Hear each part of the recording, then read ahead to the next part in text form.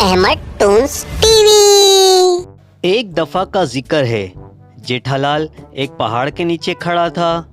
अचानक से वहाँ एक आदमी आता है और जेठालाल से कहता है, भाई यहाँ से हट जाओ, अगर ऊपर से कोई पहाड़ी पत्थर गिरा तो तुम्हारी जान भी जा सकती है।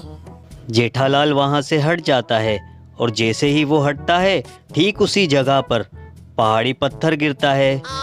ये देखकर जेठालाल हैरान हो जाता है।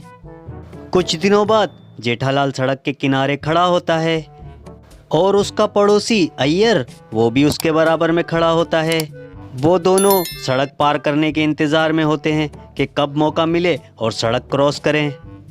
फिर अचानक से वही शख्स दोबारा आ जाता है और जेठालाल से कहता है, भाई अभी सड़क पार मत करना, अगर कोई गाड़ी आ गई तो तुम्हारी जान भी जा सकती है। ये सुनकर जेठालाल रुक जाता है, लेकिन उसका पड़ोसी अय्यर वो सड़क पार करने को चला जाता है।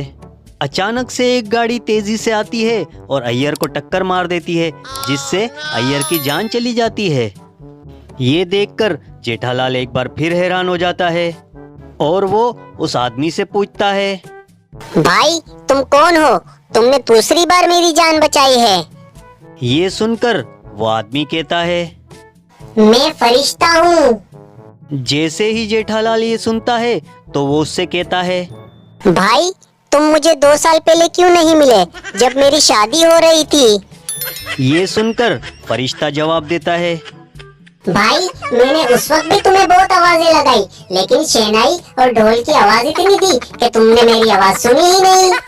ये सुनकर जेठालाल अपने आप से बातें करता हुआ वहाँ से चला जाता है। तो देखा दोस्तों, शादी वो लड्डू है जो खाए वो भी पछताए और जो ना खाए वो भी पछताए। अगर वीडियो पसंद आई है तो वीडियो को लाइक और चैनल को सब्सक्राइब जरूर कर दीजिएगा।